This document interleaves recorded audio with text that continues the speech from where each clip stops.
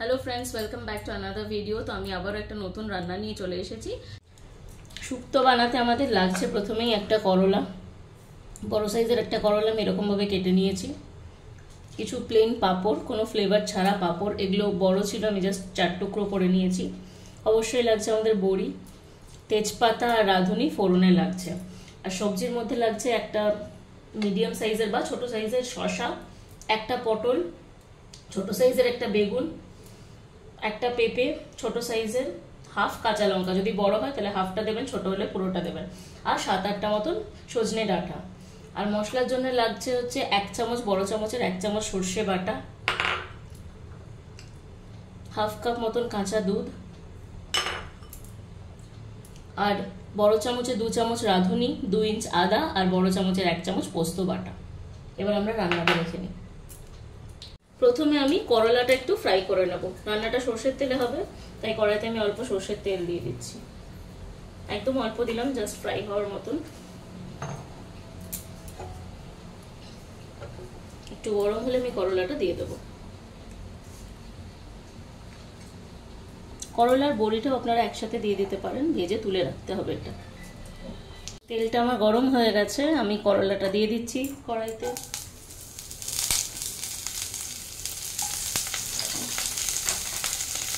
তারপর আমি বড়িগুলো অ্যাড করে দিলাম। এবার এটা একটু ফ্রাই করে নেব।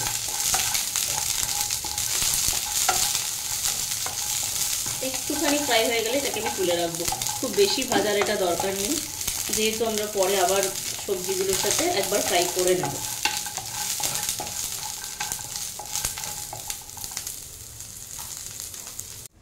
তো আমি করলা আর বড়িটা এবার তুলে রাখছি, আমার অল্প ভাজা হয়ে গেছে। এবার আমি পাঁপড়টা ভেজে রাখবো।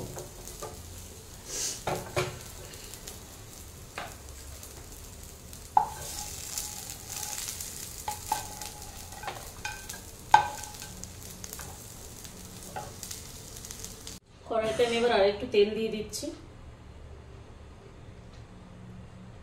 পাঁপড়টা ভেজে তোলার জন্য। তেলটা একটু গরম হলে আমি পাঁপড়টা ছেড়ে দেবো।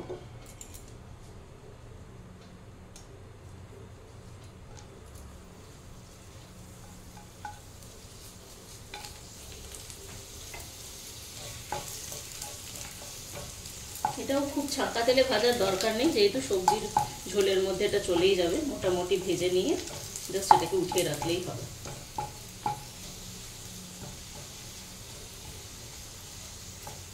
আপনারা যদি চান তো এটাকে এমনিও দিয়ে দিতে পারেন ঝোলে, তাতেও স্বাদের কোনো হেরফের হয় না। পাঁপড়টাও ভাজা হয়ে গেছে, এবার আমি জাস্ট তুলে নেব। পাঁপড়টা তুলে রেখেছি। এবার ওই একই তেলে, আর তেল দেওয়ার দরকার নেই, তার কারণ আমি যেহেতু সবজিগুলো এমনি সেদ্ধ করব, তাই ছাকা তেলে আমি ভাজছি না। এবার আমি ফোড়নটা দিয়ে দেবো। ফোড়নে যাচ্ছে তেজপাতা আর রাঁধুনি। 1 চামচ মতন রাঁধুনি ছিল বড় চামচের, আর 2টো তেজপাতা। এটা থেকে একটু গন্ধ আসার পরে আমি সব সবজিগুলো অ্যাড করে দেবো।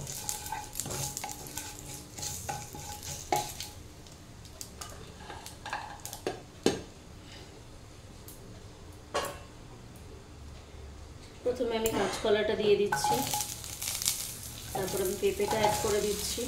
একে একে সব সবজিগুলো দিয়ে দেবো। বেগুনটা একটু পরে দেবো। শসাটা দিলাম, পটলটাও আমি দিয়ে দিলাম।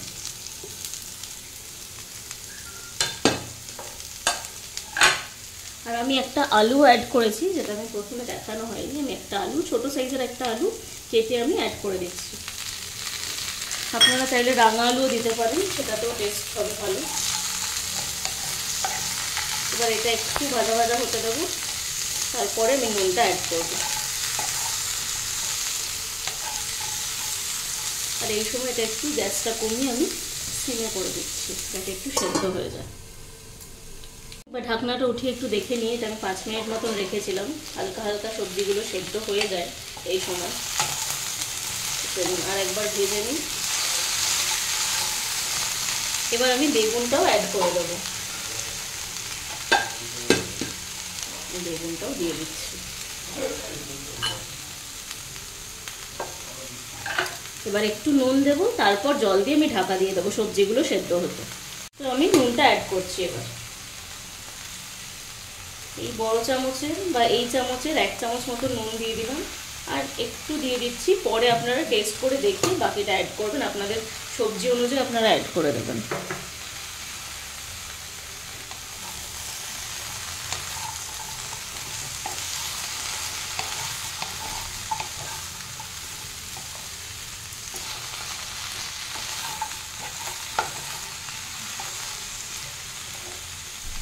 এবার আমি জলটা দিয়ে দেবো, জল দিয়ে আমি এটা সেদ্ধ হতে দেবো, তখন আমি লো ফ্লেম করে দেবো। জল দিয়ে দিচ্ছি আমি, বেশ খানিকটা জল লাগবে, যেহেতু আমার সবজিগুলো সেদ্ধ হবে, যাতে সবজিগুলো পুরোটা ভিজে যেতে পারে বা ডুবে যেতে পারে, ওরকমভাবে আপনারা জলটা অ্যাড করে দেবেন। দিয়ে দিলাম। এবার মিষ্টির জন্য আমি চিনি দিচ্ছি না, যেহেতু শুক্তো একটু মিষ্টি মিষ্টি হয়, আমি গুড়টা ইউজ করছি, আমি গুড় দিয়ে দিচ্ছি।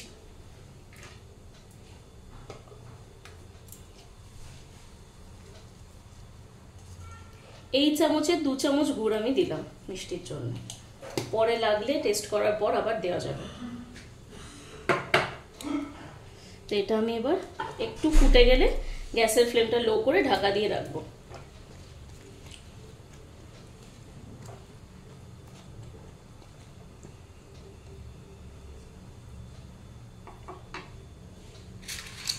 আর এই সময় আপনারা চাইলে করলাটাও অ্যাড করে দিতে পারেন বা পরেও করতে পারেন, যেহেতু আমি খুব বেশি ভাজিনি তাই আমি করলাটার বড়িটা এখন দিয়ে দিচ্ছি। পাঁপড়গুলো এখন দেওয়ার দরকার নেই, করলার বড়িটা আমি এখন দিয়ে দিলাম। এবার এটা একটু ফুটতে দিচ্ছি।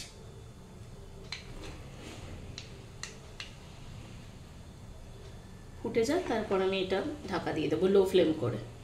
এটা অনেকটা ফুটে গেছে জলটা, আমি গ্যাসের ফ্লেমটা লো করে এবার ঢাকনা দিয়ে দিচ্ছি। এটা বেশ কিছুক্ষণ লাগবে আমার সবজিগুলো সেদ্ধ হতে। সবজিগুলো সেদ্ধ হয়ে যাওয়ার পর আমি যে মশলাগুলো রেখেছি সেগুলো আমি দিয়ে দেবো। তো আমার সবজিটা বেশ কিছুক্ষণ 10 থেকে 15 মিনিট মতন আমি লো ফ্লেম করে ঢাকা দিয়ে রেখেছিলাম। এবার চলুন আমরা উঠিয়ে দেখে নিই কতটা কি সেদ্ধ হয়েছে।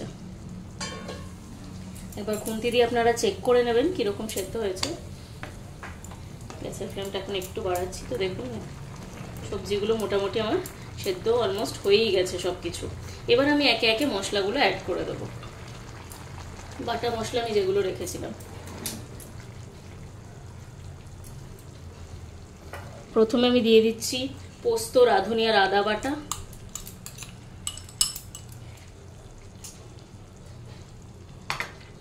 তারপরে আমি সর্ষে বাটাটা দিয়ে দিচ্ছি। মশলাগুলো লেগে থাকলে বাটিতে সেটাতে একটু জল দিয়ে আপনারা অ্যাড করে দেবেন।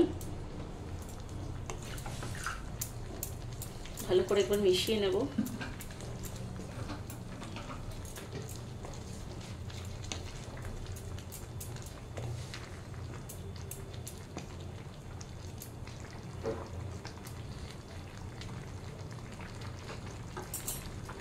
মশলার গায়ে যে জলটা ছিল সেটা আমি দিয়ে দিলাম। সর্ষে বাটার গায়েও যে জলটা ছিল সেটা আমি অ্যাড করে দিলাম। এবার আমি দুধটা দেব।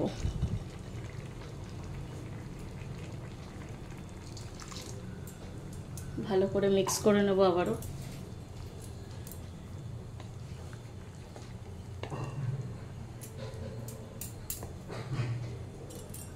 এবার একটু ভালো করে এটা ফুটবে, এখন আর কোনো সেরকম কাজ নেই, যেহেতু আমার সবজিগুলো সেদ্ধ হয়ে গেছে। এবার আমি পাঁপড়টা দিয়ে দিচ্ছি।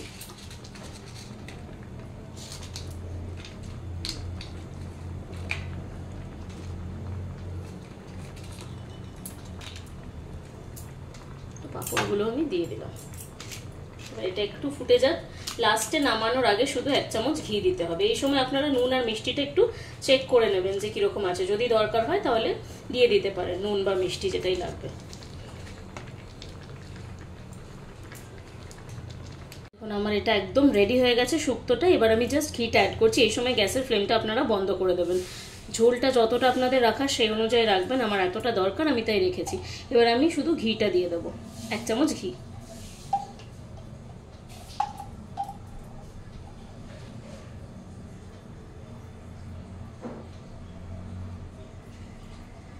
এই চামচে চামচের 1 চামচ ঘি আমি দিয়ে দিলাম। তাহলেই আমার অনুষ্ঠান বাড়ির মতন শুক্তোটা একদম রেডি হয়ে গেল।